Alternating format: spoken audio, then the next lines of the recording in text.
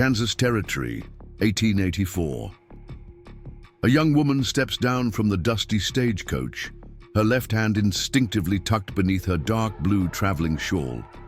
The scorching afternoon sun beats down on Millbrook's main street as Clara Bennett searches. The gathering crowd for a face that matches the daguerreotype in her worn leather purse. She has traveled over 1,000 miles to marry a man who promised to love her despite what others called her cursed affliction. But destiny has a peculiar way of reshaping our carefully laid plans. And what awaits Clara will challenge everything she believes about acceptance, courage, and the true meaning of finding someone who sees your differences as strengths rather than flaws.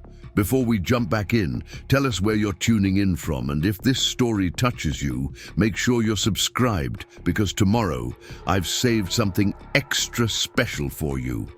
The late August heat shimmered off the wooden boardwalks of Milbrook as the weekly stagecoach from Topeka rumbled to a halt outside the Painted Rose Saloon.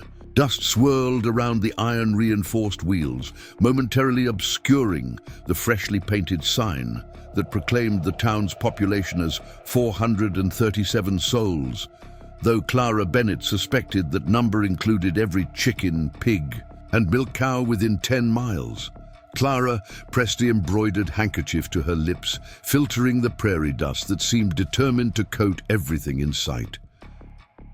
At 26 years old, she possessed striking amber eyes and auburn hair that caught the sunlight like burnished copper. Despite the long journey's toll, she carried herself with the quiet dignity of a woman who had learned early to navigate a world that viewed her very existence with suspicion and unease. The 3-week journey from Hartford, Connecticut had been an ordeal of constant motion, cramped quarters, and curious stares from fellow passengers who noticed her careful habit of keeping her left hand hidden. Each mile had carried her further from the suffocating propriety of New England society and closer to what she desperately hoped would be a fresh beginning with a man who claimed to value character over superstition. Milbrook, Kansas Territory, announced the driver, a sun-weathered man named Jake who had maintained a steady stream of conversation about everything from cattle prices to Indian raids throughout the final day's journey. "End of the line for you, miss. Hope your intended knows you're arriving today." Clara smoothed the wrinkles from her traveling dress, a practical burgundy wool that had once been fashionable in Hartford, but now felt as foreign as her circumstances. The fabric was well made and carefully maintained, speaking to modest prosperity rather than wealth, though few in this frontier town would recognize the subtle markers of Eastern refinement. Inside her beaded reticule lay her most precious possessions, a small leather portfolio containing her teaching certificates, 3 bank drafts totaling just over $2,000, her life savings from years of careful economy, and a delicate silver locket containing miniature portraits of her deceased parents. None of the curious onlookers gathering to witness the stagecoach's arrival could have guessed that the reserved woman stepping onto their dusty street carried both the education to teach their children and the financial means to establish herself, independently if circumstances required. That independence was something Clara guarded jealously, having learned through bitter experience that few men could accept a woman who thought for herself, let alone one who bore what many considered the devil's own mark upon her very being. "Mr. Jonathan Mitchell," Clara addressed the driver, scanning the small crowd of ranchers, shopkeepers, and children who had gathered to observe the weekly excitement of the stage's arrival. "I'm to meet him here this afternoon." He described himself as tall with dark hair and mentioned he would be wearing a silver star badge. Jake spat a stream of tobacco juice into the dust, his weathered face creasing with confusion. "Mitchell, you say? Don't know no Jonathan Mitchell in these parts, miss, and I know every man Jack in Milbrook and the surrounding county." He scratched his grizzled chin thoughtfully. "You might check with Sheriff Hayes, though he's young and fair-haired, not dark. Or maybe ask at the general store. Mrs. Patterson keeps track of most everyone's business around here."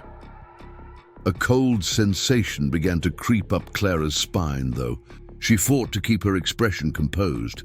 After 14 months of correspondence, she had traveled halfway across the continent to meet Jonathan Mitchell, whose letters had painted a picture of a progressive lawman who valued intelligence and character above society's narrow prejudices. His last letter had explicitly stated he would meet her at this very stagecoach on this very day. Her trunk and 2 valises were unloaded from the coach's roof by a pair of local boys eager to earn a few pennies, and then Jake was climbing back to his high seat, anxious to reach the next town before nightfall. Within moments, the stagecoach was disappearing in a cloud of dust, leaving Clara standing alone on the wooden boardwalk with her belongings and a growing sense of unease. "Miss, you need help with them bags?" A boy of perhaps 14 approached, eyeing her luggage with entrepreneurial interest. His clothes were clean but patched, suggesting a family that maintained respectability despite limited means.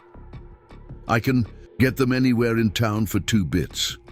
"Yes, thank you," Clara replied, reaching into her purse for the requested coins. "Is there perhaps a hotel where I might wait while inquiries are made about Mr. Mitchell's whereabouts?" "Mr. Jonathan Mitchell? The sheriff?" The boy's freckled face scrunched in confusion as he hefted one of her valises. "Sheriff? Ma'am, our sheriff's name is Sam Hayes, and he sure ain't no Jonathan.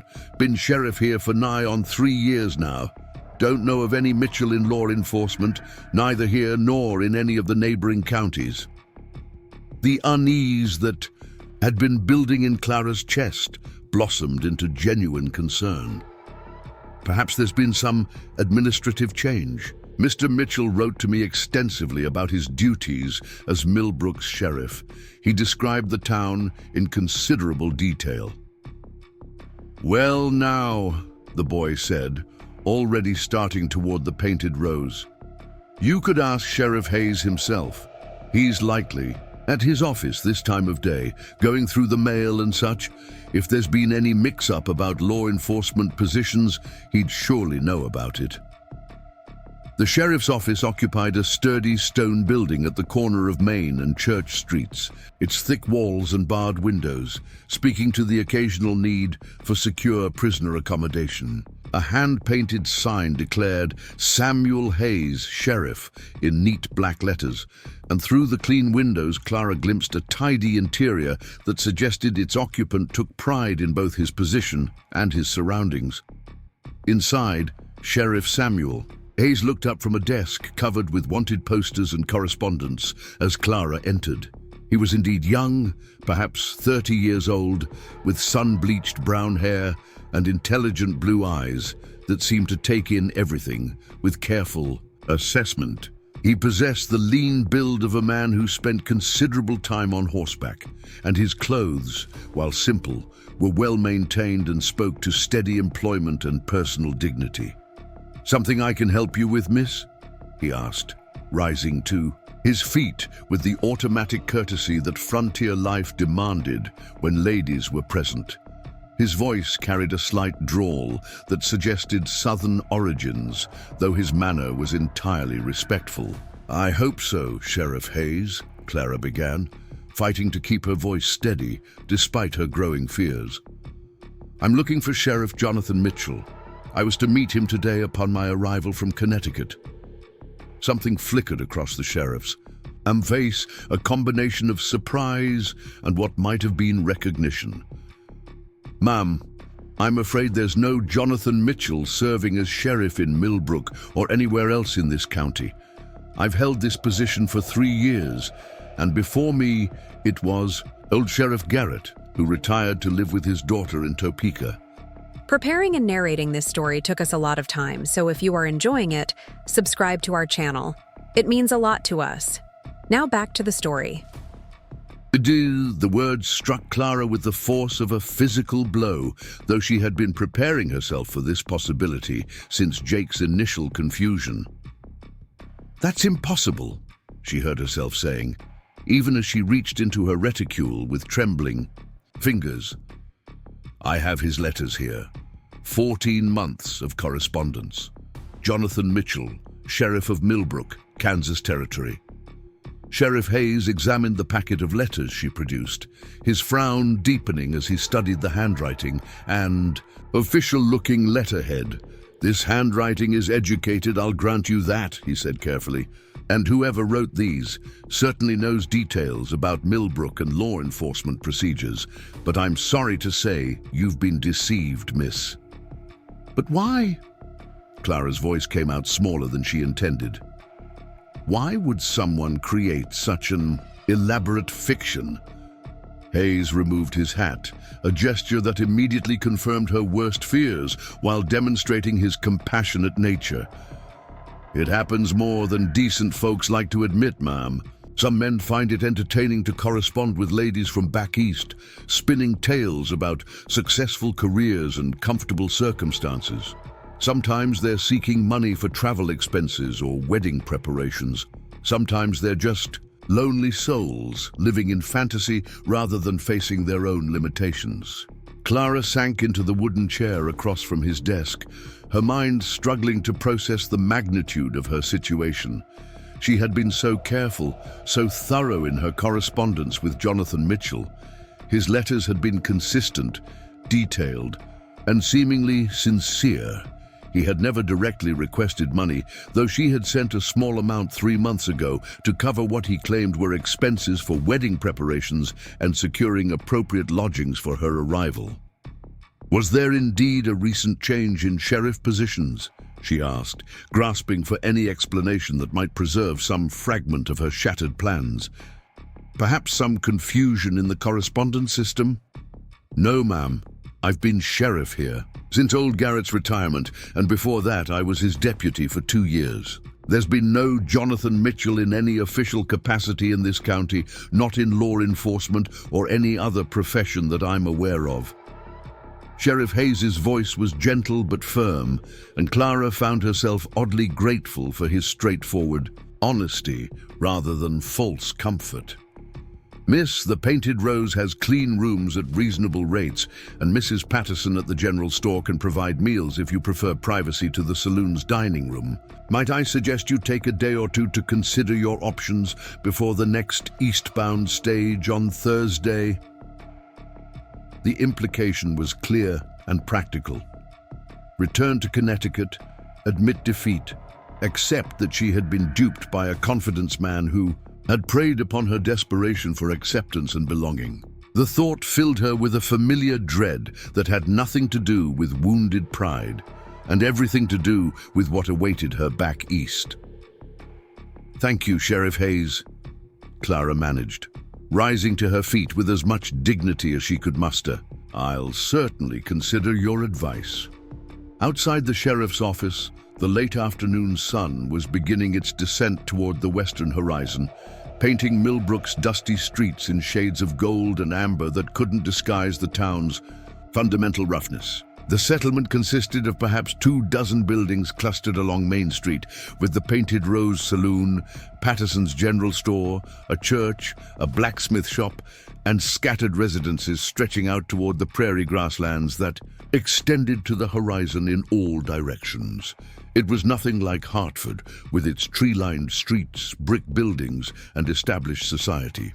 Nothing like the comfortable predictability of the boarding house where she had taught piano to the daughters of respectable families while carefully hiding the affliction that made her unsuitable for more prominent positions. Clara made her way to the Painted Rose, where the proprietor, a robust woman named Sally Morrison, proved surprisingly kind despite the establishment's rough reputation. $2 secured Clara a small but scrupulously clean room on the second floor, with whitewashed walls, a narrow bed, a washstand, and a window that offered a view of Main Street and the rolling prairie beyond. Once alone, Clara finally allowed herself to fully absorb the catastrophe that had befallen her. Jonathan Mitchell didn't exist. The progressive, understanding lawman who had claimed to value her mind and character despite her sinister left-handedness was a complete fiction. The 14 months of correspondence, The carefully built dreams, the courage required to leave everything familiar and journey into the unknown, all had been based on elaborate lies. She unfolded Mitchell's final letter, reading it again by the fading light that slanted through her window. The paper was of good quality, the handwriting precise and educated, the content seemingly heartfelt in its expressions of anticipation for their meeting. "My dearest Clara," the letter began, "as I write this, the prairie winds are bringing the scent of wildflowers and rain to Milbrook. I find myself counting the days until August 28th, when I will finally meet the remarkable woman whose letters have brought such light to my somewhat solitary existence. Your courage in sharing the challenges you have faced due to narrow-minded prejudice only increases my admiration for your character and strength." The letter went on to describe his plans for their wedding, his hopes for their future together, and his certainty that a woman of her intelligence and spirit would find fulfillment in frontier life. Every word had been crafted to appeal to her deepest needs for acceptance and belonging, making the deception all the more cruel in its precision. Clara had saved nearly half her modest teacher's salary for over 4 years to finance this journey and new beginning. The money wasn't gone, but returning to Hartford would mean facing the whispered conversations, the sideways glances, and the suffocating certainty that no respectable man would ever overlook her affliction long enough to see her other qualities. More troubling still was the knowledge that Edmund Carver, the Hartford banker's son, who had been pursuing her with increasing persistence, would undoubtedly view her failed Western adventure as proof that she needed his guidance and protection. Edmund's idea of courtship involved lengthy lectures about the proper management of her unfortunate condition and his generous willingness to overlook her deficiency in exchange for her cooperation in all domestic and social matters. A soft knock at her door interrupted these gloomy reflections. Clara opened it to find Sally Morrison holding a tray containing a simple but appetizing meal: roast beef, mashed potatoes, green beans, and a slice of apple pie that smelled of cinnamon and home. "Thought you might prefer eating in private tonight," Sally said, her voice carrying the rough kindness of a woman who had seen plenty of life's disappointments. "Tomorrow you can decide whether you want to face the dining room curiosity." "That's very thoughtful," Clara replied, accepting the tray gratefully. "Mrs. Morrison, might I ask how long you've lived in Milbrook? You seem to know the community well." "Going on 8 years now." Sally settled her substantial frame against the doorway. "Came out with my late husband when this was barely more than a trading post. Watched it grow into something resembling a proper town, though we still get our share of characters and situations." Clara hesitated, then decided on directness. "Have you ever heard of anyone named Jonathan Mitchell? Perhaps someone who might have claimed to be a law enforcement officer?" Sally's expression grew thoughtful. "Can't say I have, and I know pretty much everyone within 50 miles, though." She paused, studying Clara with shrewd eyes. "We did have a fellow through here about 6 months back, stayed nearly a week. Said he was a traveling correspondent for some Eastern newspaper, asking lots of questions about local law enforcement and town affairs. Come to think of it, he spent considerable time at the post office and seemed mighty interested in the mail procedures." This information sent a chill through Clara's heart. "Do you recall his name?" "Called himself Johnson, or maybe Jackson. Something common-like. But he was educated, well-spoken, knew how to charm information out of folks." Sally's expression darkened. Sheriff Hayes was suspicious of him from the start, kept an eye on his activities.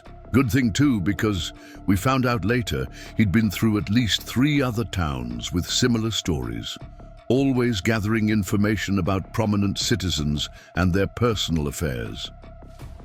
The picture was becoming clearer and more disturbing. Someone had systematically gathered information about Milbrook and its residents, then used that knowledge to create a convincing fictional identity for the purpose of corresponding with lonely women back east. Clara wondered how many other women might have received similar letters from non-existent suitors in frontier towns across the territory. "Mrs. Morrison," Clara said carefully, "if someone were to decide to remain in Milbrook rather than returning east, what opportunities might exist for an educated woman?" Sally's eyebrows rose with interest. "Planning to stay, are you? Well, that takes courage, I'll give you that." She considered the question seriously. "We're growing fast enough to need a proper school teacher. Doc Martha Williams has been looking for someone to help with her medical practice. Somebody who can read and write well enough to handle correspondence and record keeping. And there's always need for seamstress work, though that pays poorly." "A medical practice run by a woman?" "Doc Martha's been our only medical professional for 5 years now," Sally explained with obvious pride. "Trained back in Philadelphia before her husband died and she came west. Some folks were skeptical at first, but she's proved herself 10 times over. Delivered half the babies in the county, set more broken bones than you could count, and saved lives when the influenza came, through 2 winters back." Ooh, this information intrigued Clara considerably. A female doctor suggested that Milbrook might be more progressive in its attitudes than she had assumed. Perhaps there would be room for other women who didn't fit conventional molds. After Sally departed, Clara ate her meal while watching the sun set over the prairie through her small window. The vastness of the landscape was both intimidating and oddly liberating after years of feeling constrained by Hartford's rigid social expectations. Here, under the enormous sky, her particular affliction might seem less significant than it had. In New England's more confined society, Clara spread her few remaining possessions on the narrow bed, taking inventory of her resources and options. She possessed nearly $2,000 in bank drafts, more than enough to establish herself independently if she chose to stay. Her teaching certificates were valid throughout the territories, and her experience with bookkeeping and correspondence might prove valuable in a growing frontier town. More importantly, she possessed something that no amount of money could buy: the hard-won knowledge that she could survive disappointment and uncertainty. The journey west had already required more courage and adaptability than her previous life had ever demanded, and she had met those challenges successfully. The question now was whether to retreat to the familiar constraints of Hartford or advance into the uncertain possibilities that Milbrook might offer. As Clara prepared for sleep in the narrow bed, listening to the unfamiliar sounds of a frontier town settling into evening, she found herself leaning toward a decision that would have seemed impossible just hours earlier. She would not return to Connecticut. She would not admit defeat to Edmund Carver or the narrow-minded society that had always viewed her as fundamentally flawed. Instead, she would stay in Milbrook and build something new for herself, something based on her own capabilities rather than others' expectations or prejudices. The deception that had brought her west might prove to be the greatest favor anyone had ever done her, though its perpetrator had certainly never intended such a result. Tomorrow, Clara decided, she would begin exploring what opportunities this rough frontier town might offer to a woman brave enough to claim them. Sleep came surprisingly easily that night, undisturbed by regret or self-pity. Clara Bennett was no longer a disappointed mail-order bride seeking acceptance from a fictional man. She was a woman with resources, education, and determination, ready to write her own story in a place where the rules might be different enough to accommodate someone like her. Morning arrived with the harsh reality that accompanies all shattered dreams. Clara Bennett awoke to unfamiliar sounds filtering through her window at the Painted Rose. The clanging of the blacksmith's hammer, the lowing of cattle being driven down Main Street, and voices calling out morning greetings in the distinctive drawl of Kansas territory. For a moment, the comfortable haze of sleep allowed her to imagine she was still in Hartford, preparing for another day of teaching piano to properly chaperoned young ladies.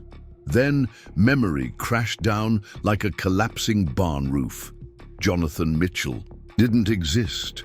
Her carefully planned future had evaporated like morning dew on the prairie grass.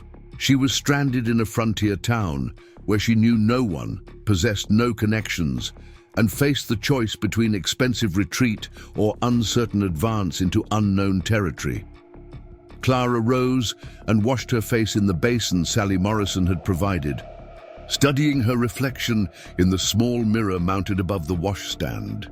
Her amber eyes showed the strain of yesterday's revelations, but her jaw held the determined line that had carried her through years of subtle ostracism in Connecticut society. She had not traveled over 1,000 miles to surrender at the first obstacle, regardless of how devastating that obstacle might prove. After dressing in her most practical grey wool dress, Clara made her way downstairs to the Painted Rose's dining room. The establishment's morning clientele consisted primarily of local ranchers and traveling merchants, men whose weathered faces and work-hardened hands spoke of lives shaped by physical labor and outdoor elements. Their conversations centered on cattle prices, weather patterns, and local politics, delivered in the easy camaraderie of people who had shared both prosperity and hardship. Sally Morrison appeared at Clara's elbow with coffee that could have stripped paint and a plate of eggs, bacon and biscuits substantial enough to fuel a day of hard labor. "Sleep well?" she inquired with the practiced cheerfulness of a woman accustomed to hosting travelers in various states of distress. "Better than expected," Clara replied honestly. "Mrs. Morrison, you mentioned yesterday that Doc Martha Williams might need assistance with her practice. Could you direct me to her clinic?" 2 blocks north on Church Street, right next to the Methodist Church, Sally provided, studying Clara with obvious curiosity. "You're really planning to stay then, not heading back east on Thursday's stage?" "I'm considering my options," Clara said carefully. "It seems premature to make hasty decisions based on yesterday's disappointment." Several of the nearby diners had paused their conversations to listen, though they attempted to disguise their interest behind careful attention to their meals. Clara recognized the phenomenon from her years in Hartford's boarding house, where newcomers always attracted scrutiny until the community decided how to categorize them. "Doc Martha's a fine woman," offered a grizzled rancher at a neighboring table. "Saved my youngest boy when he got kicked by a horse last spring. Don't matter to me that she's female, long as she knows her business, and she surely does. Pulled me through the worst case of pneumonia in the county," added another. "Man, course some folks still think women doctoring ain't natural, but results speak louder than prejudice around here." This information encouraged Clara considerably. If Milbrook could accept a female physician, perhaps it might prove more tolerant of other unconventional situations. She finished her breakfast while listening to the easy flow of conversation around her, gradually forming impressions of the community she might be joining. Doc Martha Williams's clinic occupied a tidy frame building painted white with green shutters, its front porch lined with chairs that suggested patients often waited outdoors in pleasant weather. A hand-painted sign declared, "Martha Williams, MD Medical Services Available," in bold letters that made no attempt to minimize the doctor's gender. Clara knocked on the front door and was greeted by a woman in her early 40s with steel gray hair pulled back in a practical knot and intelligent brown eyes that seemed to catalog everything they observed. She wore a simple dark dress protected by a spotless white apron, and her hands, Clara noticed immediately, bore the competent steadiness of someone accustomed to precision work. "You must be the young lady from the stagecoach," Doc Williams said without preamble. "Sally Morrison mentioned you might be looking for employment opportunities. I'm Martha Williams." "Clara Bennett," she replied, extending her right hand for the customary greeting, while keeping her left carefully concealed in the folds of her skirt. "I understand you might need clerical assistance for your practice." Come in," We can discuss the particulars over coffee. Doc Williams led her into a front room that served as both waiting area and office, furnished with practical wooden chairs, a large desk covered with medical texts and correspondence, and glass-fronted cabinets containing various pharmaceutical supplies. The clinic's interior reflected its owner's personality. Everything scrupulously clean and efficiently organized, but with small touches that suggested a woman who understood the importance of comfort alongside functionality. A quilt hung on one wall, its intricate pattern speaking to skillful needlework accomplished during rare leisure hours. Fresh wildflowers brightened the windowsill, and the chairs, while sturdy, had been cushioned with fabric that added warmth to the utilitarian space. "Sit, please," Doc Williams instructed, moving to a small stove in the corner where a coffee pot simmered. "I'll be direct, Miss Bennett, since frontier life doesn't allow for extended social niceties. I need someone who can read and write well, enough to handle medical correspondence, maintain patient records, and manage the business aspects of my practice. The work isn't difficult, but it requires discretion, accuracy, and the ability to assist with minor medical procedures when necessary." Clara accepted the offered coffee cup, grateful for both the warmth and the excuse to keep her hands occupied. "I have considerable experience with bookkeeping and correspondence, Dr. Williams. I spent 4 years managing administrative duties for a music academy in Hartford, maintaining student records and handling all written communications with parents and suppliers." "Hartford, Connecticut?"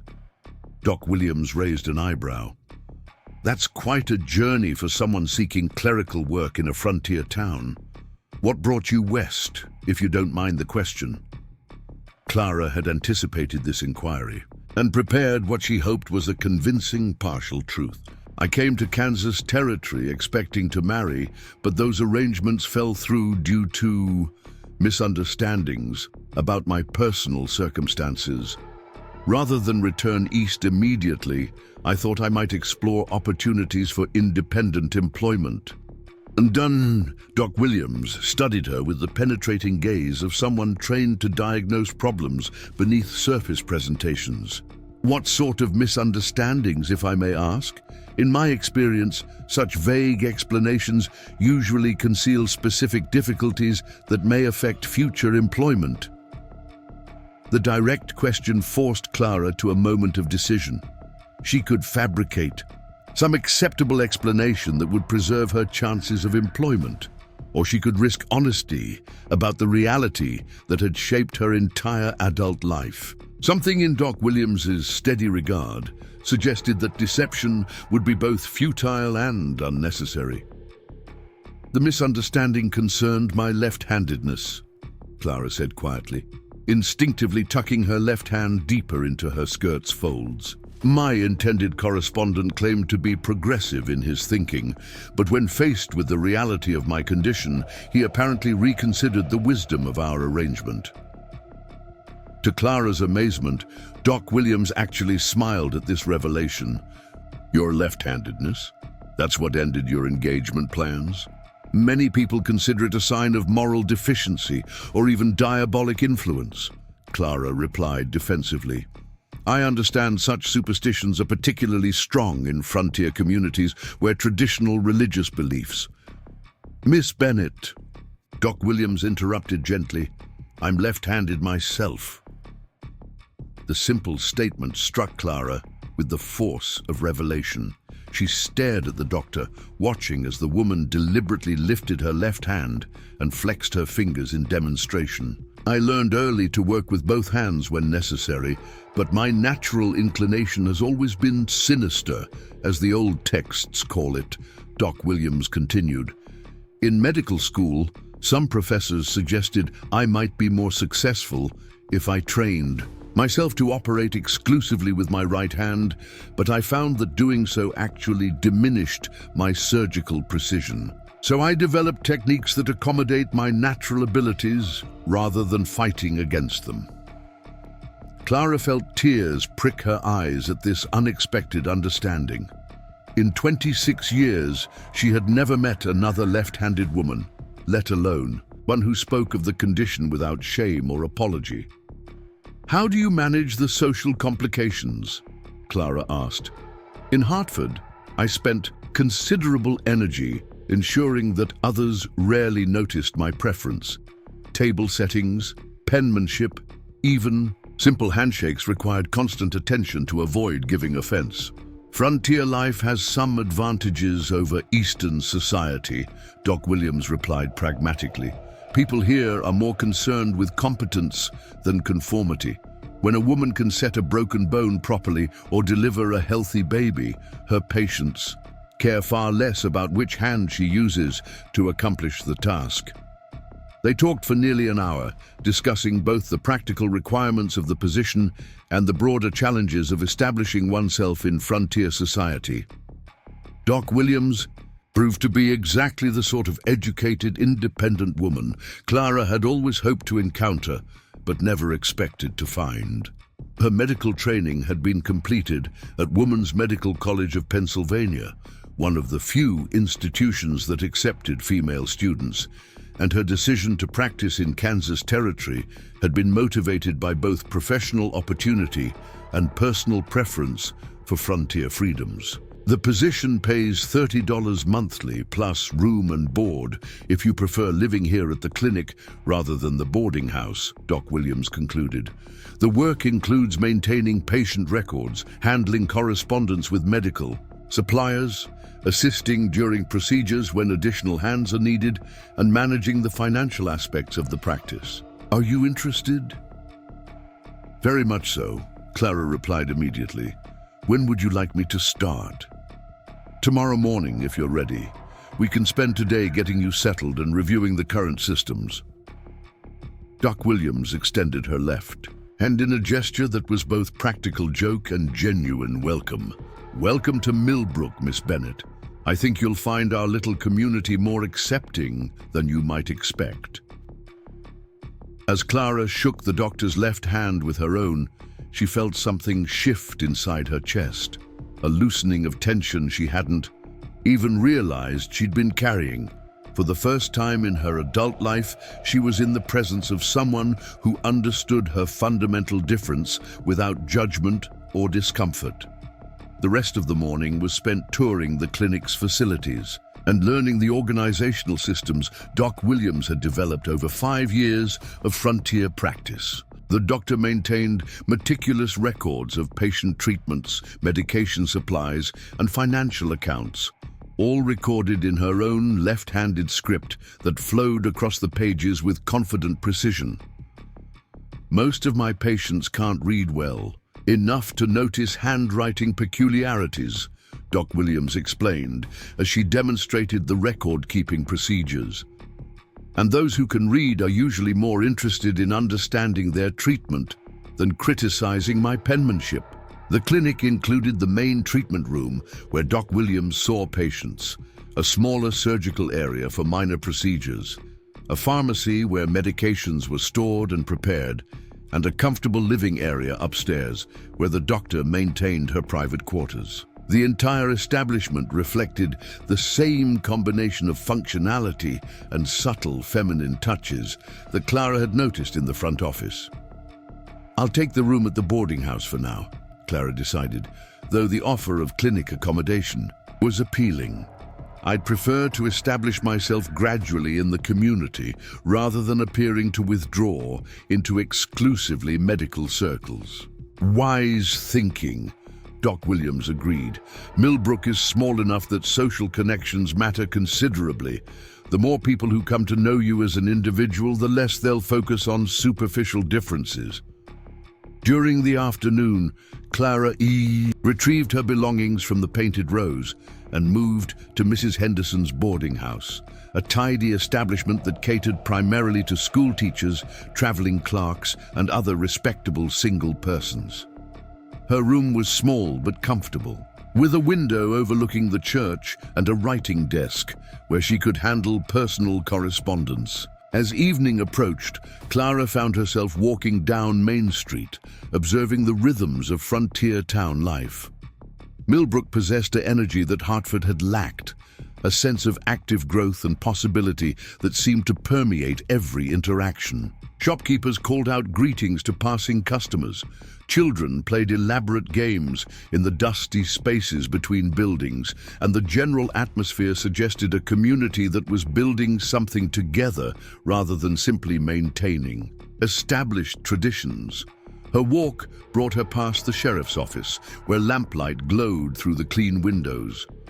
On impulse, Clara knocked on the door, wanting to thank Sheriff Hayes for his kindness during yesterday's difficult revelations. "Miss Bennett," he said, rising from his desk as she entered, "I hope you found satisfactory accommodations in town." "I have, thank you. I wanted to let you know that I've decided to remain in Milbrook rather than returning east. Dr. Williams has offered me a position at her clinic." Something like relief flickered across the sheriff's face. "Doc Martha's a fine woman to work for. You'll learn a lot from her, and the community will benefit from having additional medical assistance." "Sheriff Hayes, might I ask about the man Mrs. Morrison mentioned? The one who was asking questions about town affairs several months ago?" Hayes's expression grew serious.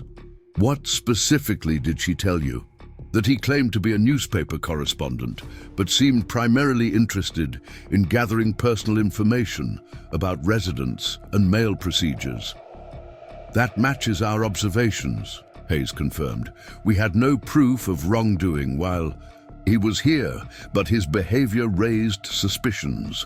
After he left, we discovered similar reports from other towns throughout the territory. Always the same pattern.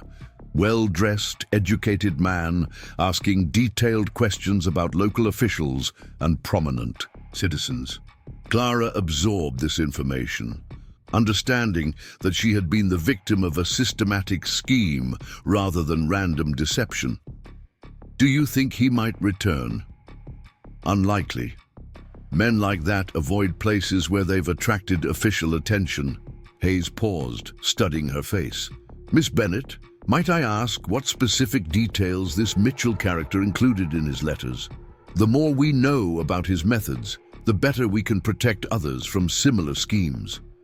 Clara spent the next hour describing the content of Mitchell's correspondence, the specific claims he had made about his position and circumstances, and the gradual way he had built her trust through consistent, detailed letters that demonstrated apparent knowledge of Milbrook and frontier law enforcement.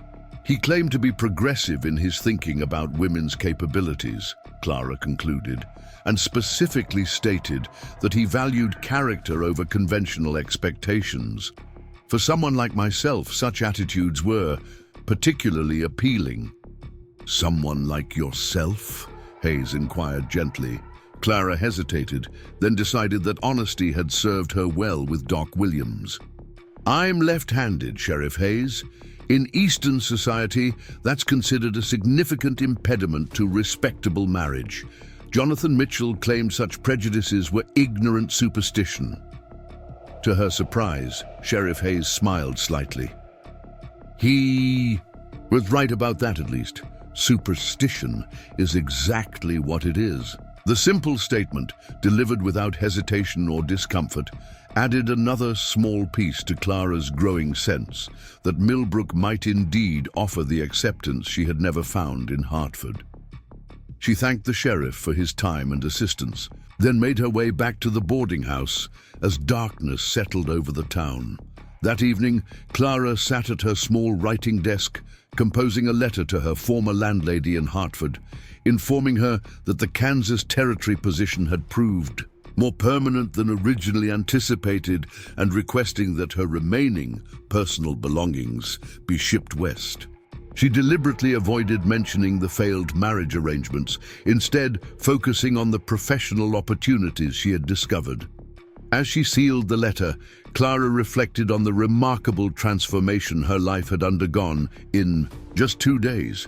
She had arrived in Milbrook as a disappointed mail-order bride seeking a fictional husband's acceptance. She was ending her second day as an employed woman with professional prospects, a comfortable living situation, and the first genuine friendships she had ever known. The deception that had brought her west was revealing itself to be less catastrophe than unexpected opportunity. Jonathan Mitchell's lies had freed her from Hartford's constraints without requiring her to accept another form of control through marriage. Instead, she was building something entirely her own, in a place where her particular differences might prove less significant than her individual capabilities. Tomorrow, she would begin her new position with Doc Williams, contributing to medical care that genuinely helped the community while earning her own independent living. It was a future she could never have imagined while sitting in her Hartford boarding house room, carefully hiding her left hand while teaching piano to girls who would never face the challenges that had shaped her own character. Clara prepared for sleep with a sense of anticipation rather than dread, listening to the night sounds of a frontier town that was becoming home. The prairie wind carried scents of grass and possibility, very different from Hartford's familiar mixture of coal, smoke and constraint. Tomorrow would bring new challenges and opportunities, but she would face them as herself, rather than as someone else's idea of what she should become. The mail-order bride who had stepped off yesterday's stagecoach was already becoming someone, stronger and more independent, someone who could build her own future rather than hoping for acceptance from others. It was not the transformation Clara had planned, but it was proving far more valuable than anything she could have anticipated. 3 weeks into her employment at Doc Williams's clinic, Clara Bennett had established herself as an indispensable part of Milbrook's medical services. Her careful handwriting filled patient records with unprecedented detail. Her organizational skills had transformed the clinic's supply management, and her gentle manner had won the trust of patients who initially questioned having a stranger assist with their medical care. More importantly, Clara had begun to feel genuinely at home in the frontier community. The boarding house residents had accepted her as one of their own. Shopkeepers greeted her by name during her daily errands, and even the most traditional church members had grudgingly acknowledged that Doc Williams's new assistant seemed both competent and respectable.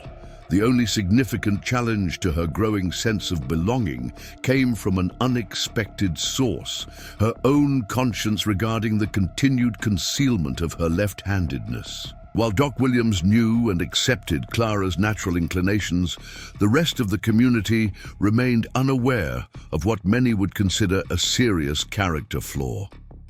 Clara found herself expending considerable energy maintaining the deception carefully, positioning herself during social interactions to avoid revealing her true nature. The strain of this constant vigilance was beginning to affect her work. During medical procedures, she occasionally found herself struggling to assist effectively because her natural left-handed dexterity was constrained by social pretense. Doc Williams had noticed these moments of awkwardness, but refrained from direct comment, apparently understanding the complex social pressures her assistant was navigating. The crisis that would force Clara to confront these contradictions arrived on a Tuesday morning in the form of young Timothy Fletcher, the 8-year-old son of a local rancher. Timothy had been kicked by a horse while helping with morning chores, resulting in a compound fracture of his left forearm that required immediate surgical attention. "Clara, I need you to assist directly with this procedure," Doc Williams said, as they prepared Timothy for surgery. "The bone needs to be set precisely, and I'll require someone with steady hands to help maintain proper alignment while I work." Clara positioned herself on Timothy's right side, where her right hand would be most useful for the assisting role. But as Doc Williams began the delicate process of realigning the fractured bone, it became clear that the optimal assistance required left-handed dexterity to hold the boy's arm steady while the doctor worked from the other angle. "Clara, I need you to switch positions," Doc Williams instructed quietly. "Your left hand will provide better support from this angle." Clara hesitated, acutely aware that Timothy's parents were present in the room, watching every aspect of their son's treatment. Using her left hand openly would expose her condition to people who might well consider it evidence of diabolic influence affecting their child's medical care. "Doctor, perhaps if I adjust my grip with my right hand," Clara began. "No," Doc Williams said firmly, her attention focused entirely on the surgical site. "Left hand, Clara, now." The medical emergency left no room for social concerns. Clara moved to Timothy's left side and used her left hand to provide the precise support Doc Williams required. Her natural dexterity allowed her to maintain perfect stability while the doctor manipulated the fractured bone into proper alignment, a procedure that required nearly 20 minutes of delicate adjustment. Timothy's mother, Sarah Fletcher, watched this process with the intense focus of a parent whose child's welfare depended on medical competence.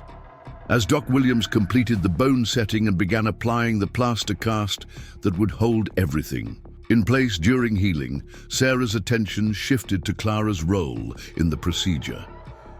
"Miss Bennett," Sarah said quietly, "you're left-handed." The simple statement hung in the air like an accusation.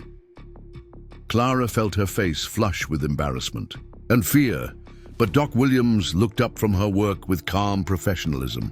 "Clara is left-handed, yes," the doctor confirmed matter-of-factly. "Her natural dexterity with that hand makes her particularly valuable during procedures requiring precise assistance. Timothy's fracture has been set perfectly, and he should heal without complications." Timothy's father, Robert Fletcher, frowned as he processed this information. "Left-handed," he repeated, his voice carrying the weight of generations of superstitious belief. "That's unusual for someone working in medical practice." "Unusual, perhaps, but highly beneficial in this case," Doc Williams replied, cleaning her instruments with practiced efficiency. Left-handed individuals often possess enhanced spatial awareness and manual dexterity that can be particularly valuable in medical work. Timothy received the best possible care because Clara was able to provide exactly the support I needed. Clara remained silent during this exchange, her heart pounding as she waited to see whether the Fletchers would accept Doc Williams's pragmatic explanation or respond with the traditional prejudice she had encountered throughout her life. Sarah Fletcher studied Clara's face for a long moment, then looked down at her son, who was beginning to stir as the laudanum wore off. "Timothy's arm will heal properly?" she asked. "Completely," Doc Williams assured her. The bone was cleanly broken, which actually makes for better healing than the crush injuries we sometimes see. With proper care and rest, he'll have full use of his arm within 2 months. "Then I thank you both," Sarah said simply, reaching out to shake Clara's left hand deliberately. "Whatever hand you favor, Miss Bennett, I'm grateful for your skill in helping my boy." The gesture, simple as it was, represented the first time in Clara's adult life that someone had acknowledged her left-handedness without judgment or discomfort.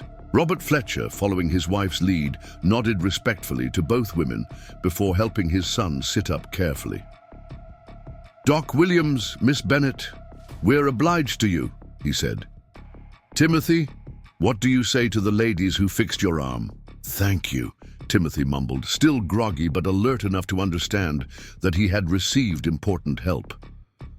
"Does being left-handed really make you better at doctoring?" Doc Williams smiled at the boy's innocent question. "Different people have different strengths, Timothy. Miss Bennett's particular abilities happen to be exactly what your injury required. The important thing is that people use whatever gifts they have to help others." As the Fletcher family departed, Clara found herself trembling slightly from the emotional intensity of the encounter. For the first time since arriving in Milbrook, her most carefully guarded secret had been exposed, and rather than rejection or condemnation, she had experienced acceptance and gratitude. "How do you feel?" Doc Williams asked, beginning the process of cleaning and reorganizing the surgical area.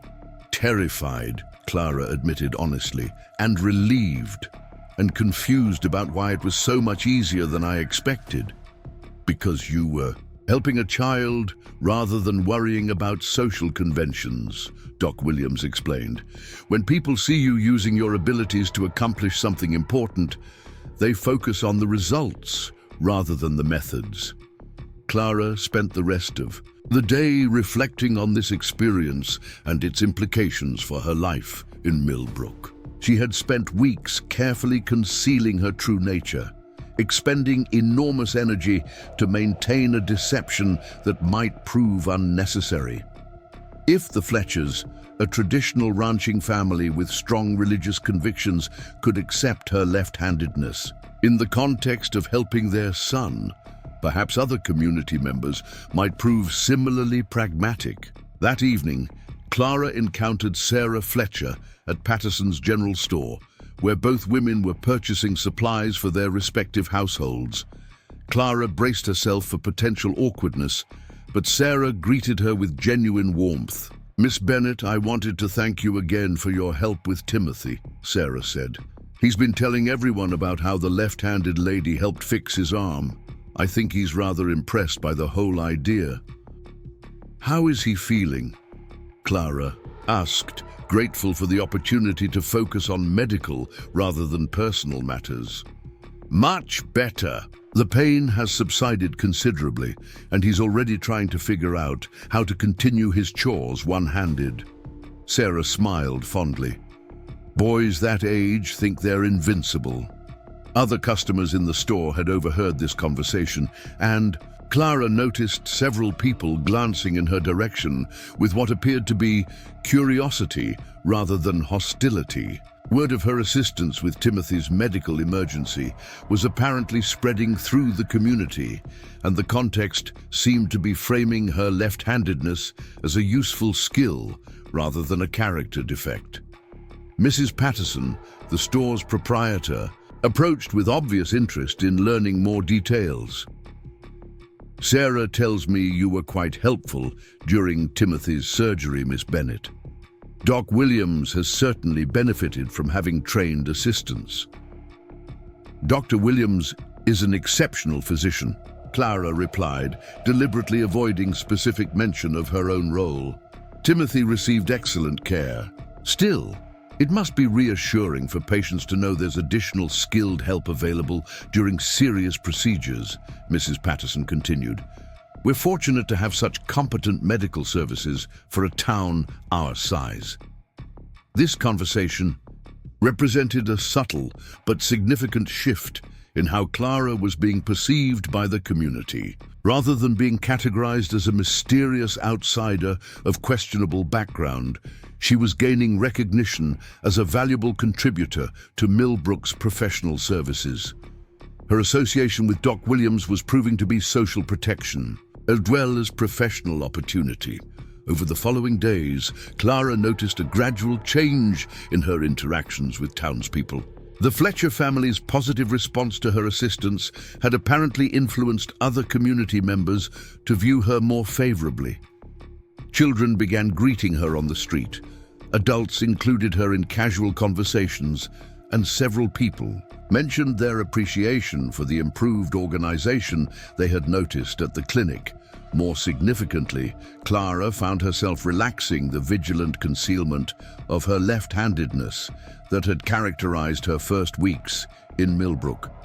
While she didn't flaunt her natural inclinations, she stopped expending quite so much energy hiding them. When signing documents or handling objects during ordinary interactions, she began using whichever hand felt more natural, rather than forcing herself to rely exclusively on her right.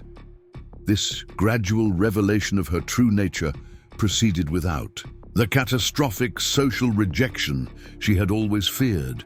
Most people seemed either not to notice her hand preference or to consider it insufficiently important to warrant comment. The few who did observe her left-handedness appeared to file it away as simply another personal characteristic, no more significant than her eye color or manner of speaking. The transformation in Clara's social position became particularly apparent during Sunday church services. Reverend Morrison, an earnest young man who had arrived in Milbrook only 6 months earlier, had initially seemed somewhat wary of Clara's presence, possibly due to uncertainty about her background and circumstances. But following Timothy Fletcher's accident, his attitude shifted to one of genuine welcome. "Miss Bennett," he said after one Sunday service, "Mrs. Fletcher has told me about your assistance during young Timothy's medical emergency. It's gratifying to see community members using their particular talents in service to others." Clara had tensed slightly at the reference to her particular talents, uncertain whether the Reverend was making a coded reference to her left-handedness or simply acknowledging her medical assistance in general terms. But his expression showed nothing but sincere appreciation, suggesting that he viewed her contributions positively, regardless of the specific methods involved. "Dr. Williams deserves the credit for Timothy's successful treatment," Clara replied diplomatically. "I was simply pleased to be able to help." "The Lord provides each of us with different gifts," Reverend Morrison continued. "The wise community recognizes and values all forms of service, regardless of how they might differ from conventional expectations." This response suggested a level of theological sophistication that Clara hadn't expected from a frontier preacher. Rather than condemning differences as diabolic influence, Reverend Morrison seemed to view diversity of abilities as divine provision for community needs. His attitude represented a significant departure from the rigid conformity she had encountered in Hartford's religious circles. As autumn progressed and Clara's position in Milbrook became increasingly secure, she began to understand that her fears about frontier prejudice had been based on incomplete information. While certainly some individuals harbored traditional superstitions about left-handedness, the practical demands of frontier life seemed to encourage focus on competence rather than conformity. People who were building a community from scratch in challenging circumstances had little energy to waste on arbitrary social restrictions. If someone could contribute valuable skills, their personal characteristics mattered far less than their willingness and ability to help solve practical problems. This realization liberated Clara to engage more fully with her new community. She began accepting invitations to social gatherings, participating in church activities, and developing genuine friendships with other women in town. For the first time in her adult life, she was experiencing the pleasure of belonging to a community that valued her as an individual rather than merely tolerating her presence. The mail-order bride who had arrived in Milbrook, expecting to find acceptance through marriage to a fictional man, had instead discovered something far more valuable. A place where she could be authentically herself while contributing meaningfully to others' welfare. It was not the future she had planned, but it was proving far more satisfying than anything her constrained imagination had previously envisioned. The first snow of winter arrived early in Milbrook, dusting the prairie grass with crystalline powder that sparkled like scattered diamonds in the morning sunlight. Clara Bennett pulled her woolen shawl tighter around her shoulders as she hurried toward the clinic, her breath forming small clouds in the crisp air.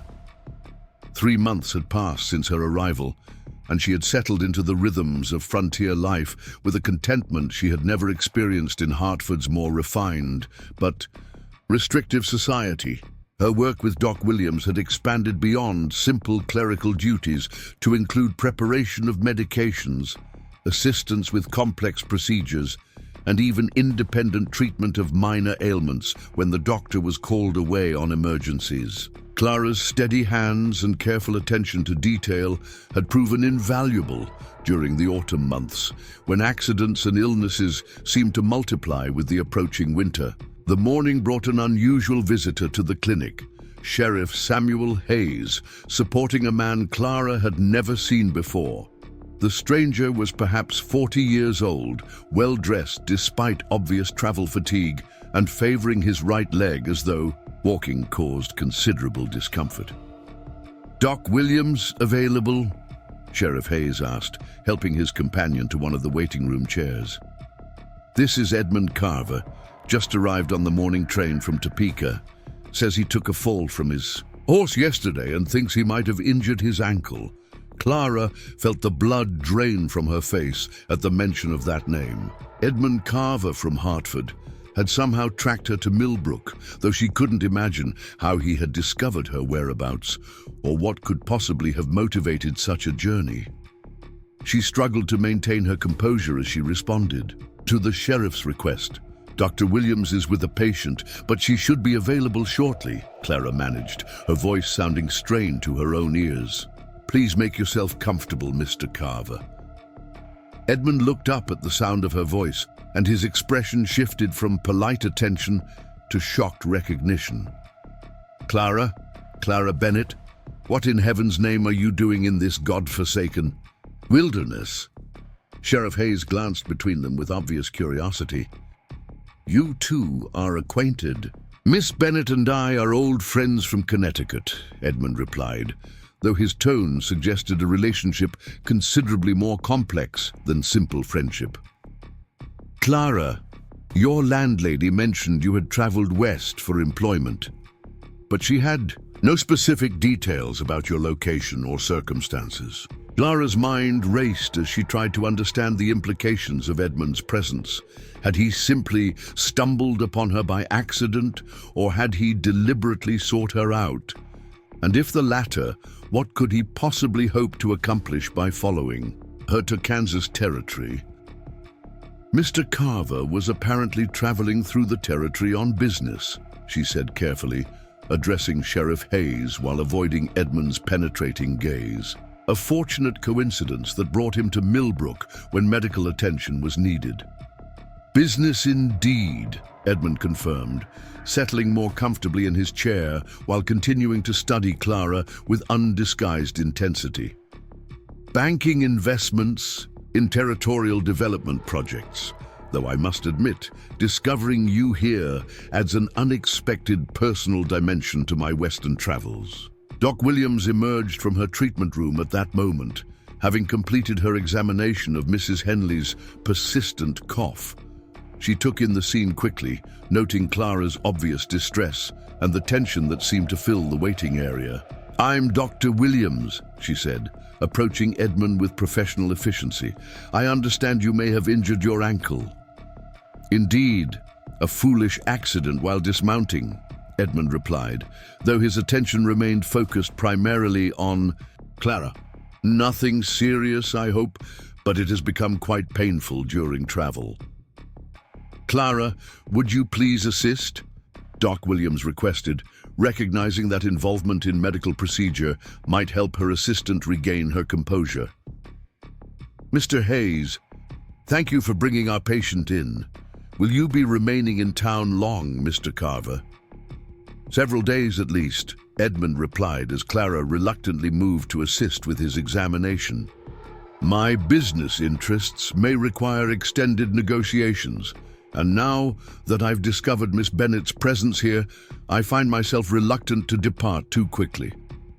Doc Williams carefully examined Edmund's ankle, determining that he had suffered a moderate sprain that would require rest and careful treatment, but posed no serious long-term threat. As she wrapped the injured joint with supportive bandaging, Clara found herself forced to work in close proximity to the man whose unwelcome attention had contributed to her decision to leave Hartford. "You'll need to stay off this ankle as much as possible for at least a week," Doc Williams instructed. "Clara will prepare a willow bark preparation to help with pain and inflammation. Complete rest is essential for proper healing. How fortunate that I'll be confined to Milbrook during my recovery," Edmund said, his gaze fixed on Clara's face. "Perhaps Miss Bennett would be kind enough to show me the local attractions during my extended stay." Clara felt trapped between professional obligations and personal discomfort. Refusing Edmund's implied invitation would seem inexplicably rude to observers who didn't understand their history. But accepting would encourage exactly the sort of persistent attention she had traveled west to escape. I'm sure Mrs. Henderson at the boarding house can provide excellent recommendations for occupying your time during recovery, Clara replied diplomatically. She's quite knowledgeable about local points of interest. Sheriff Hayes, who had been listening to this exchange with growing interest, stepped forward slightly. Mr. Carver, might I ask what sort of banking business brings you to our area? We don't see many Eastern financial representatives in Milbrook. Investment opportunities in agricultural development and mineral rights, Edmund replied smoothly. The territorial banks are seeking Eastern capital for expansion projects, and my Hartford institution is exploring profitable arrangements. This explanation sounded plausible enough, though Clara detected something slightly rehearsed in Edmund's delivery. She suspected his presence in Milbrook had less to do with banking business than with his determination to continue the courtship. She had firmly discouraged before leaving Connecticut. Well, you'll find plenty of opportunity for rest and recovery here, Sheriff Hayes said. Mrs. Henderson runs a comfortable establishment, and the town is quiet enough to promote healing. After Edmund's departure to secure lodgings, Clara found herself struggling to concentrate on routine clinic duties. Doc Williams noticed her distraction, but refrained from immediate inquiry, allowing her assistant time to process whatever complications the unexpected visitor represented.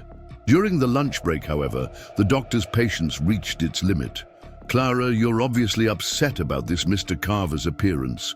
Would it help to discuss whatever history exists between you? Clara gratefully accepted the opportunity to explain Edmund's role in her decision to leave Hartford. She described his persistent courtship despite her repeated indications of disinterest, his condescending attitude toward her left-handedness, and his assumption that her lack of other suitors made her eventual acceptance of his proposals inevitable. He wasn't cruel exactly, Clara explained, but he made it clear that marrying him would require accepting his management of what he considered my unfortunate deficiencies. He spoke of training me to overcome my sinister inclinations and helping me develop more appropriate social behaviors. Doc Williams's expression darkened as she absorbed this information. And now he's followed you to Kansas territory. I can't imagine any legitimate business reason for his presence here, Clara admitted. Hartford banks have no established interests in frontier development, and Edmund always expressed contempt for what he called the uncivilized territories. Then his appearance is likely motivated by personal rather than professional considerations, Doc Williams concluded grimly. Clara, you should know that frontier law provides certain protections for women who wish to avoid unwanted attention. Sheriff Hayes is quite scrupulous about enforcing those protections when circumstances warrant. This information provided some comfort, though Clara remained concerned about the social complications Edmund's presence might create. His status as a respectable Eastern businessman would automatically grant him credibility in community discussions, while her own position, despite recent improvements, remained that of a relative newcomer with limited local connections. The afternoon brought additional worries when Edmund appeared at the clinic again, ostensibly to check on his injured ankle, but clearly hoping for extended conversation with Clara. His persistent attention was beginning to attract notice from other patients who observed his obvious interest with the curiosity that small communities inevitably directed toward developing romantic situations. Miss Bennett, Edmund said as Clara reluctantly examined his bandaged ankle, I've been thinking about your circumstances here. This frontier medical work seems quite demanding for someone of your refined background. Surely you must miss the cultural opportunities and social refinements of Connecticut society. I find frontier life quite satisfying, Mr. Carver, Clara replied coolly, keeping her attention focused on the medical examination. The work is meaningful, and the community has been very welcoming. But surely this is only a temporary adventure. Before returning to more appropriate circumstances, Edmund persisted. A woman of your education and family background belongs in civilized society, not in this wilderness isolation. Doc Williams, who had been listening from her desk while reviewing patient files, looked up with obvious irritation. Mr. Carver, Miss Bennett is a valued medical professional whose skills have significantly improved healthcare services for our entire community. I would hardly characterize her contributions as inappropriate or temporary. Edmund's expression showed surprise at being contradicted by another woman, particularly one whose professional authority he was forced to acknowledge. Of course, I meant no disrespect to your medical practice, Dr. Williams. I simply feel that Clara's particular talents might be better utilized in more sophisticated circumstances. What particular talents are those? Doc Williams inquired with dangerous politeness. Edmund glanced at Clara, apparently expecting her to explain the situation, but she remained silent. After a moment of uncomfortable pause, he continued somewhat reluctantly. Clara has certain personal characteristics that require careful management in social situations. In Hartford, I was prepared to provide the guidance necessary to help her navigate those challenges successfully. I see, Doc Williams said, her voice growing noticeably colder. And what sort of guidance did you consider necessary? Clara realized that Edmund was about to expose her left-handedness to Doc Williams, apparently unaware that the doctor already knew and accepted her condition. She decided to intervene before he could demonstrate his ignorance of her current circumstances. Dr. Williams is already aware of my left-handedness, Mr. Carver, Clara said quietly. In fact, she considers it an asset to medical practice, rather than a deficiency requiring correction. Edmund's surprise was evident as he processed this information. You told her about your condition. Miss Bennett's left-handedness is hardly a secret here, Doc Williams interjected firmly. She uses whichever hand provides the best assistance during medical procedures, and our patients have benefited considerably from her natural dexterity. The revelation that Clara's most carefully guarded secret was not only known, but valued in her current circumstances, clearly unsettled Edmund's assumptions about her vulnerability and need for his protection. He had apparently expected to find her struggling with social isolation and grateful for familiar support from her previous life. I see that frontier attitudes are quite different from civilized society, Edmund said stiffly. Perhaps that explains Clara's willingness to accept such unusual working conditions. Perhaps it explains why she's thriving here in ways that apparently weren't possible in Connecticut, Doc Williams replied with pointed emphasis. The rest of Edmund's visit proceeded in uncomfortable silence, with Clara completing her medical duties while he observed her competent interaction with equipment and procedures. His expression suggested he was reassessing his understanding of her current situation and adjusting his strategies accordingly. That evening, Clara encountered Edmund again at Mrs. Henderson's boarding house, where they were both taking their evening meal in the common dining room. Other residents engaged him in polite conversation about his Eastern background and business interests, while Clara found herself the object of curious glances from people wondering about the nature of her relationship with the well-dressed stranger.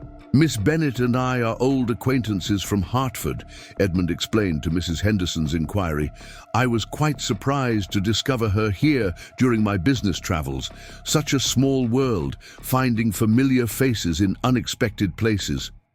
How wonderful that you should be reunited, Mrs. Henderson replied with the romantic enthusiasm that middle-aged ladies often directed toward young people's relationships. Miss Bennett has been such a valuable addition to our community. Dr. Williams speaks very highly of her professional contributions. Clara has always been a remarkable woman, Edmund agreed, his tone suggesting intimate knowledge of her character. Though I suspect she sometimes takes on challenges that might be better handled with additional support and guidance. Clara felt increasingly uncomfortable with the direction of this conversation, particularly the way Edmund was subtly positioning himself as someone with special understanding of her needs and circumstances. She excused herself from dinner as soon as politeness allowed, retreating to her room to consider how to handle his continued presence without creating unpleasant social complications. The following morning brought an unexpected development when Sheriff Hayes appeared at the clinic shortly after opening time. His expression was serious, and he requested a private conversation with both Clara and Doc Williams. "Miss Bennett, I've been making some inquiries about Mr. Carver's presence in Milbrook," he began without preamble.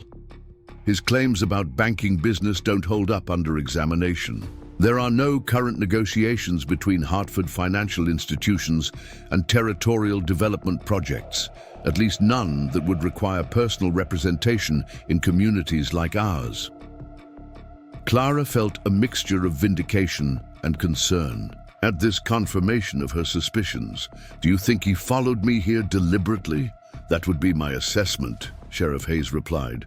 "I've also learned some interesting information about his recent activities in Hartford. Apparently, he's been making inquiries about your whereabouts for several months, claiming to be concerned about your welfare after your sudden departure." Doc Williams leaned forward with obvious interest. "What sort of inquiries?" "Questions to former employers, landlords, anyone who might have information about Clara's travel plans or destination. He seems to have been quite persistent in his search." This revelation filled Clara with a cold dread that had nothing to do with the approaching winter weather. Edmund's pursuit represented the nightmare scenario she had hoped to avoid by establishing herself in frontier territory far from Connecticut's social networks. "What are my legal options, Sheriff?" Clara asked directly. "Can someone be prevented from pursuing unwanted attention if they haven't committed any specific crime?" "Territorial law provides several protections for women in such situations," Sheriff Hayes replied. "Persistent, unwanted courtship can be addressed through official warnings and, if necessary, legal restrictions on contact. The key is documenting a clear pattern of behavior that creates distress or interference with normal activities." Doc Williams nodded approvingly.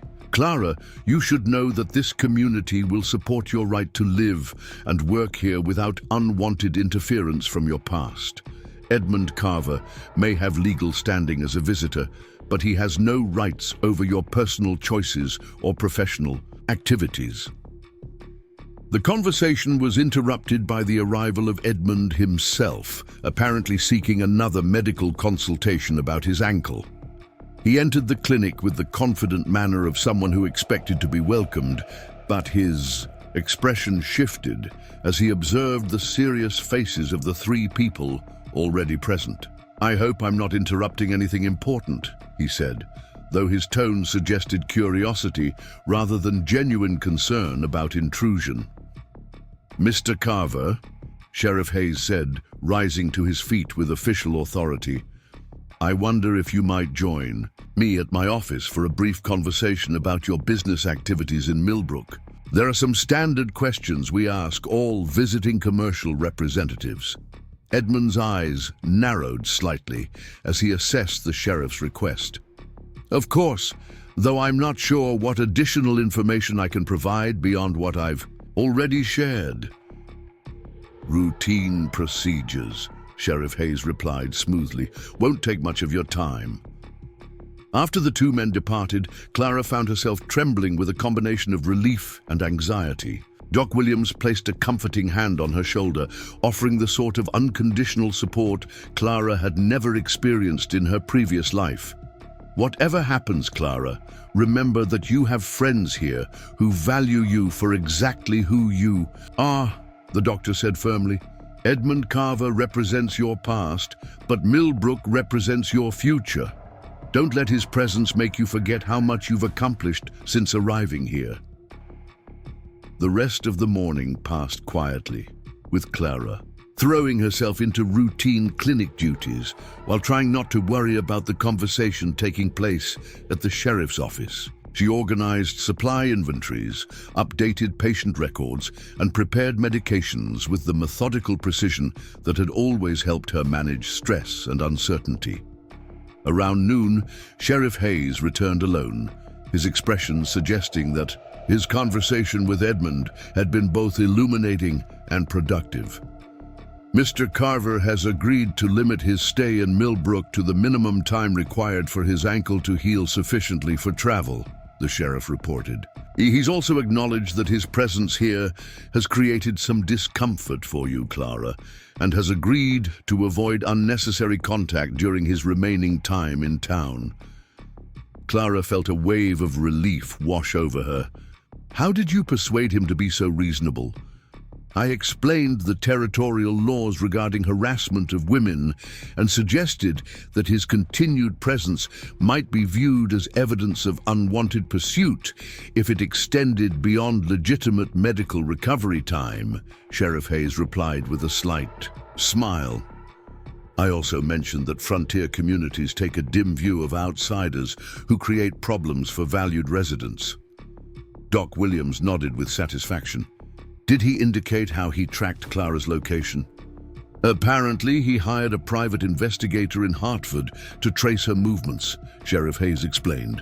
The man tracked her through railroad records and mail forwarding requests, expensive and time-consuming, but effective for someone with sufficient motivation and resources. This information sobered Clara considerably. If Edmund was willing to invest such effort and expense in locating her, his interest was far more serious than she had realized. Even if he departed Milbrook as promised, he might well attempt future contact once she had seemingly forgotten about his pursuit. Sheriff Hayes, Clara said carefully, what would prevent him from returning after his ankle heals or from sending investigators to monitor my activities here? Territorial law allows for restraining orders in cases of persistent unwanted attention, the sheriff replied. If Mr. Carver contacts you again after leaving Milbrook, we can seek legal protection that would apply throughout Kansas Territory and surrounding jurisdictions. The legal protections were reassuring, but Clara realized that Edmund's pursuit represented a broader threat to the independence and security she had worked so hard to establish. His presence reminded her that her past could intrude upon her. New life at any time, potentially disrupting not only her personal comfort, but also her professional relationships and community standing. That afternoon, Clara made a decision that would have seemed impossible just months earlier. She would not allow Edmund Carver's persistence to drive her from the life she had built in Milbrook. She had found meaningful work, genuine friendships, and a community that accepted her despite characteristics that had made her an outcast in Connecticut society. She would defend those achievements with every resource at her disposal. The mail-order bride who had arrived in Milbrook seeking acceptance from a fictional husband had discovered something far more valuable: the strength to reject unwanted attention while demanding respect for her own choices. Edmund Carver represented everything she had left behind in Hartford, but her response to his pursuit would demonstrate how much she had grown during her months in frontier territory. Clara Bennett was no longer the uncertain woman who had stepped off the stagecoach hoping for acceptance from others. She had become someone who could define her own worth and protect her own interests, someone strong enough to build a future based on her own capabilities rather than others' limited expectations.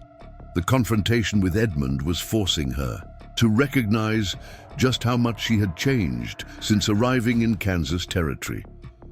The transformation had been gradual, almost imperceptible from day to day, but the contrast with her former self was now unmistakable. She had evolved from someone who hid her true nature to someone who used her distinctive abilities to help others, from someone who hoped for acceptance to someone who commanded respect through competence and character.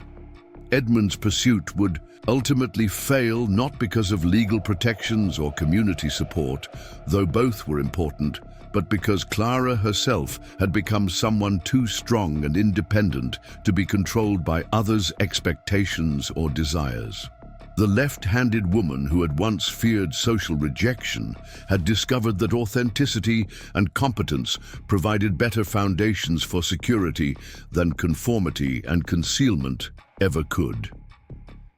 Winter had settled over Milbrook with the kind of fierce determination that reminded everyone why frontier life demanded both courage and careful preparation. Snow lay 3 feet deep in the streets, and the wind carried a bite that could freeze exposed skin in minutes. Inside the clinic, Clara Bennett worked by lamplight, preparing medications for the respiratory ailments that always multiplied during the coldest months. Edmund Carver had departed 2 weeks earlier, his ankle sufficiently healed for travel, and his welcome thoroughly exhausted by Sheriff Hayes's persistent attention to his activities. His final conversation with Clara had been stiffly formal, filled with warnings about the dangers of frontier isolation and promises to maintain correspondence about her eventual return to civilized society. Clara had listened politely while privately celebrating each word that confirmed his departure. The morning brought an unexpected commotion outside the clinic as several men rushed past the windows, shouting instructions and moving with the urgent purpose that meant serious trouble. Clara looked up from her work to see Sheriff Hayes himself running toward the center of town, his expression grim beneath his snow-dusted hat. Doc Williams emerged from her treatment room, where she had been examining old Mr. Henley's persistent winter cough. "What's all that noise about?" she asked, moving to the window for a better view of the activity in the street. "Some kind of emergency," Clara replied, setting aside her mortar and pestle. "Should we investigate? Someone might need medical attention." Before Doc Williams could respond, young Timothy Fletcher burst through the clinic door, his face flushed with excitement and cold.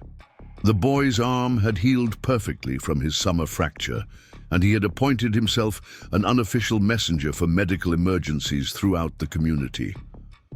"Doc Williams, Miss Bennett," he called breathlessly.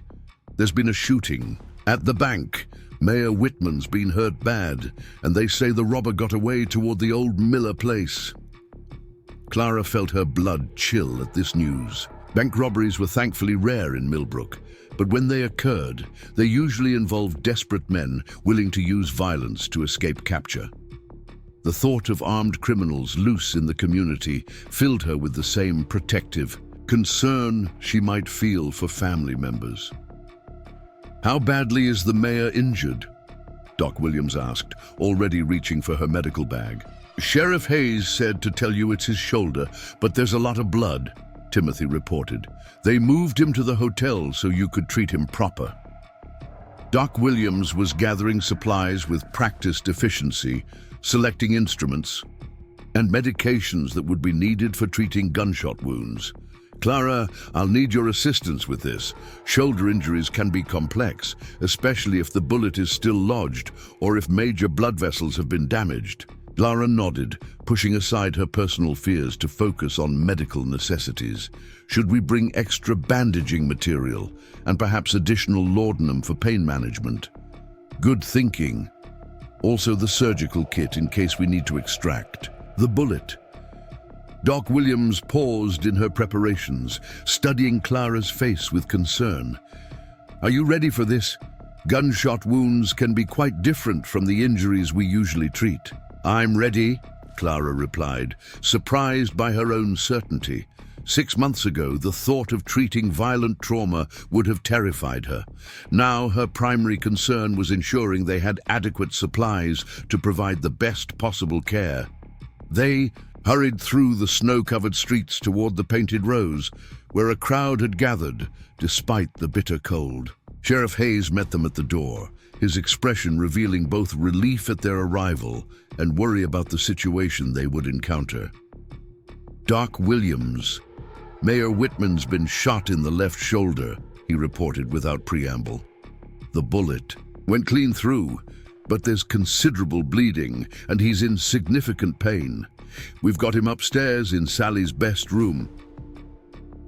Any idea who was responsible? Doc Williams asked as they climbed the stairs. Single robber wearing a bandana over his face, Sheriff Hayes replied grimly. Got away with maybe $200 from the till, but the real concern is that he seemed to know exactly when the bank would have cash available for the weekly cattle payments. Someone with inside knowledge. This information troubled Clara as they reached the hotel's upper floor. The idea that the robbery might have been planned by someone familiar with local banking procedures suggested the criminal could still be in the community, perhaps watching their activities even. Now, Mayor Theodore Whitman lay on the hotel's best bed, his face pale with pain and blood loss. He was a robust man in his 50s, who usually projected the confident authority that had made him successful in frontier politics. But the gunshot wound had reduced him to obvious vulnerability and discomfort. Thank God you're here, Doc, he managed as they entered the room. This shoulder feels like it's on fire, and I can't seem to stop the bleeding completely. Doc Williams examined the wound with careful thoroughness, noting the entry and exit points and assessing the damage to surrounding tissue. You're fortunate the bullet passed through cleanly, without hitting major bone or blood vessels, she announced. Clara, I'll need you to assist with cleaning and bandaging while I examine the wound more thoroughly. Clara positioned herself to provide the best support for the medical procedure, automatically using her left hand to hold bandaging material steady while Doc Williams worked with precise efficiency. Her natural dexterity proved valuable for maintaining proper tension on the bandages while the doctor cleaned and examined the wound. Miss Bennett, Mayor Whitman said through gritted teeth, I appreciate your help, but maybe you could use your other hand for that bandaging? My wife's mighty superstitious about left-handed folks being around during medical emergencies. The request, delivered in obvious pain, created an awkward moment that seemed to fill the entire room. Clara felt her face flush with the familiar embarrassment that had characterized her years in Hartford, the automatic assumption that her natural abilities were somehow inappropriate or unlucky. Doc Williams looked up from her work with barely concealed irritation. Mayor Whitman, Miss Bennett is using the hand that provides the most effective assistance with your medical treatment. I suggest you focus on recovery rather than superstitious nonsense. Now, Doc, I don't mean any disrespect, the mayor protested weakly. It's just that Sarah's always said left-handed folks bring bad luck to healing, and seeing as how I've already been shot today. The only bad luck involved in today's events was your decision to be in the bank when an armed robber arrived, Doc Williams replied firmly, continuing her work without pause. Miss Bennett's assistance is helping ensure proper treatment of your wound. Sheriff Hayes, who had been listening to this exchange with obvious discomfort, stepped forward slightly. Mayor, Doc Williams knows her business. If she says Miss Bennett's help is needed, that's good enough for me. Clara appreciated the support from both Doc Williams and Sheriff Hayes, but the mayor's reaction reminded her that acceptance of her left-handedness was not universal in Milbrook. Despite her growing confidence and integration into the community, there remained individuals who viewed her natural inclinations with suspicion and unease. I'll continue assisting as Dr. Williams requires, Clara said quietly, maintaining her position despite the mayor's obvious discomfort. Your wound needs proper attention regardless of personal preferences. The treatment proceeded efficiently, with Clara providing exactly the support Doc Williams needed, while Mayor Whitman reluctantly accepted their assistance. The gunshot wound, while painful and bloody, proved to be less serious than initially feared. With proper care and rest, the mayor would recover completely within several weeks. As they completed the bandaging and prepared to leave the patient to rest, Sheriff Hayes requested a private conversation with both women. they moved to a small sitting room down the hall where he could speak without being overheard by other hotel guests. "Ladies, I wanted to discuss the robbery investigation with you," he began seriously. "The robber's knowledge of banking procedures suggests someone local provided information, either willingly or unknowingly. I'm going to need to question everyone who had access to details about today's cash delivery." Doc Williams frowned at this implication. "You suspect the criminal is still in the community. Either that, or someone here has been corresponding with outside parties about local business activities," Sheriff Hayes replied. The timing was too precise to be coincidental. Clara felt a sudden chill that had nothing to do with the winter weather. "Sheriff, you don't think this could be connected to Edmund Carver's visit, do you? He claimed to be investigating territorial banking opportunities." Sheriff Hayes's expression grew thoughtful as he considered this possibility. "It's worth investigating. Carver certainly had opportunities to observe local banking procedures during his stay, and his departure timing coincides with today's events. The idea that Edmund's persistent courtship might have been cover for criminal reconnaissance filled Clara with a mixture of anger and fear. If he had used his romantic pursuit as an opportunity to gather information for robbery planning, her unwitting assistance could have contributed to today's violence. "What can we do to help with the investigation?" Clara asked, feeling responsible for Edmund's presence in the community. "For now, just maintain normal activities while staying." "Alert for anything unusual," Sheriff Hayes replied.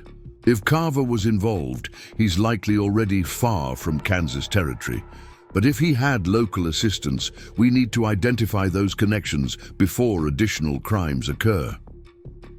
That evening, Clara found herself unable to concentrate on routine activities as she considered the possibility that Edmund's visit had been motivated by criminal rather than romantic intentions. His persistent questions about local business activities, his interest in banking procedures, and his apparent familiarity with territorial financial networks all took on sinister significance in light of the day's events. The following morning brought news that confirmed Clara's worst fears. Sheriff Hayes arrived at the clinic early, his expression grim with new information about the robbery investigation. "We've received a telegram from authorities in Topeka," he announced without preamble. "Edmund Carver was arrested yesterday evening trying to board an eastbound train with a substantial amount of cash and no acceptable explanation for its source." Clara felt her stomach drop at this confirmation of Edmund's guilt.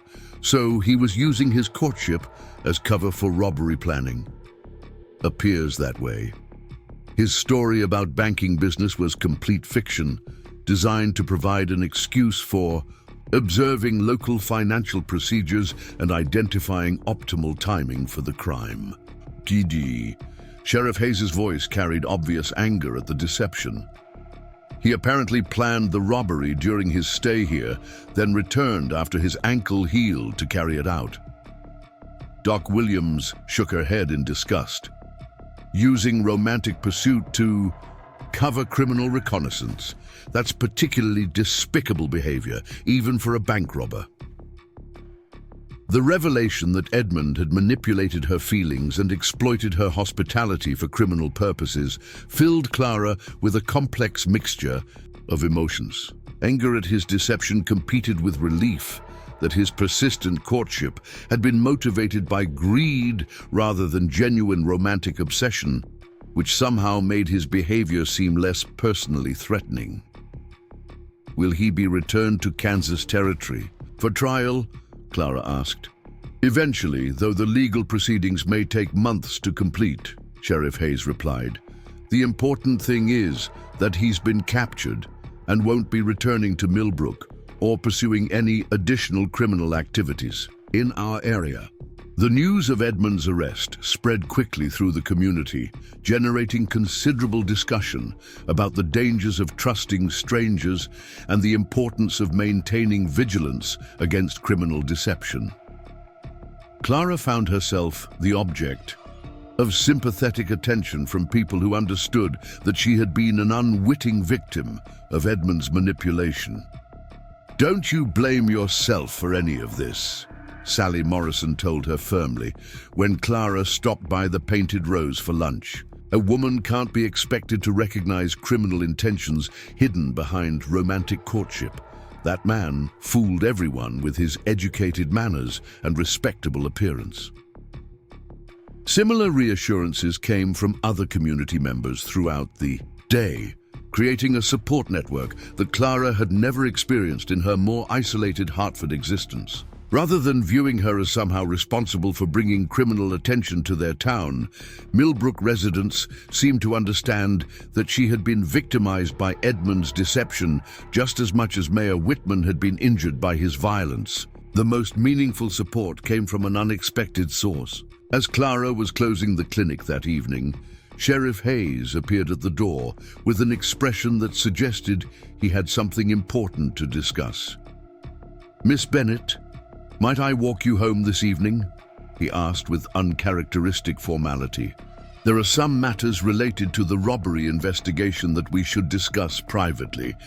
Clara accepted his offer, though she couldn't imagine what additional information she might provide about Edmund's criminal activities. They walked slowly through the snow-covered streets, their conversation initially focused on routine matters related to the ongoing investigation. "Clara," Sheriff Hayes said finally, using her first name for the first time in their acquaintance, "I want you to know how much I admire the way you've handled this entire situation. Edmund Carver's deception was sophisticated enough to fool anyone, and your response to discovering his criminal intentions has been both mature and helpful to our investigation. I feel somewhat responsible for bringing his attention to Milbrook," Clara replied honestly. "If I hadn't come here in the first place, he would never have had reason to observe our community's banking procedures." "That's nonsense, Sheriff," Hayes said firmly. "Carver's criminal behavior is his responsibility alone. You came to Milbrook seeking honest employment and have contributed enormously to our community's welfare. No one could have anticipated that your past would include someone willing to exploit romantic pursuit for criminal purposes." They paused.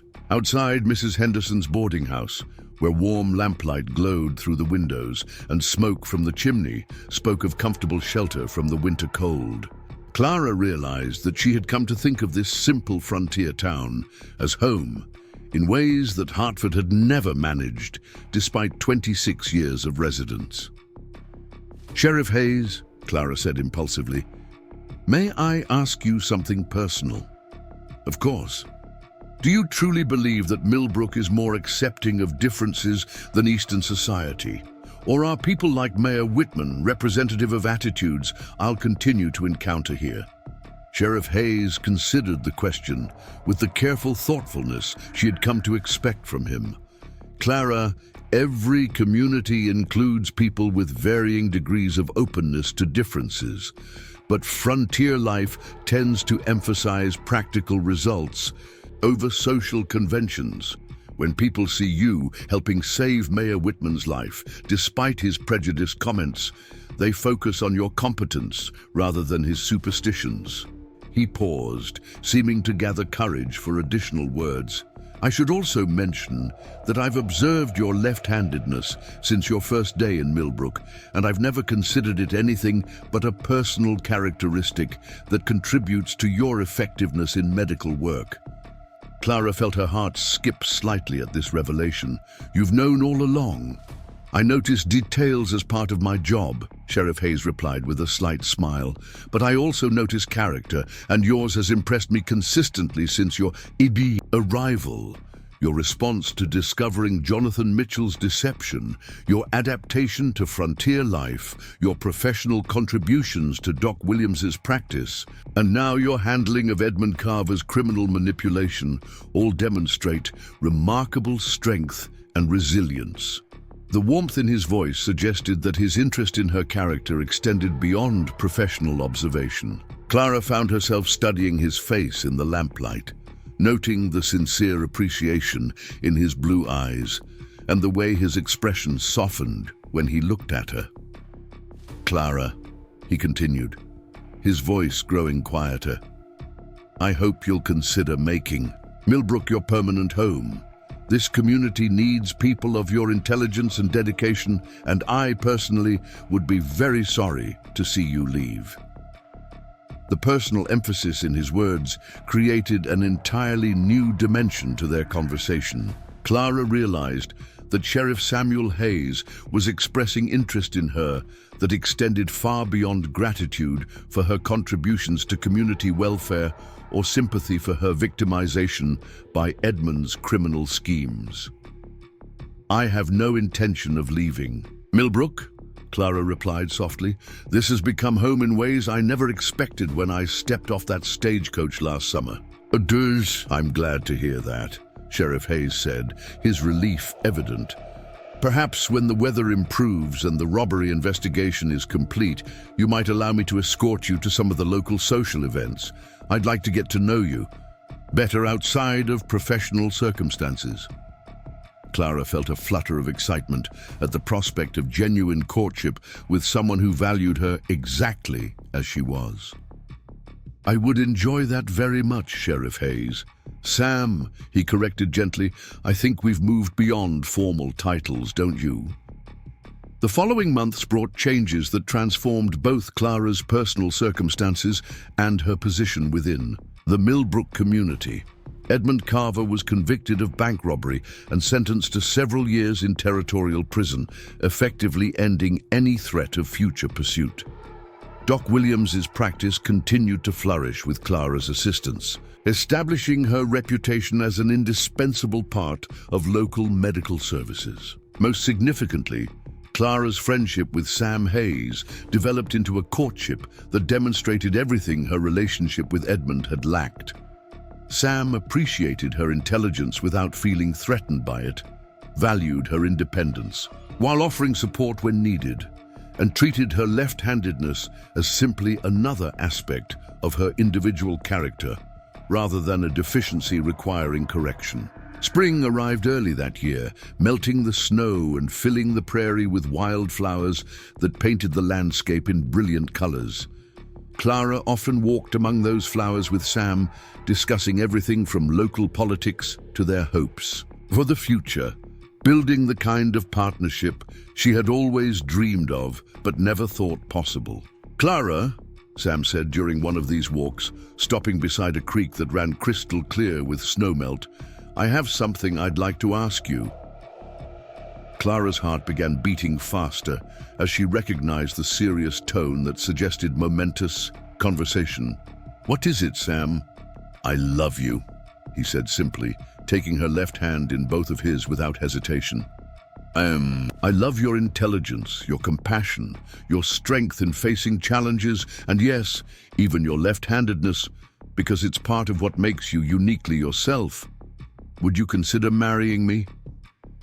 The proposal, delivered with sincere emotion and complete acceptance of her authentic self, represented everything Clara had hoped to find when she first decided to answer Jonathan Mitchell's fictional letters. Sam Hayes was offering not just marriage, but genuine partnership with someone who saw her differences as strengths rather than flaws.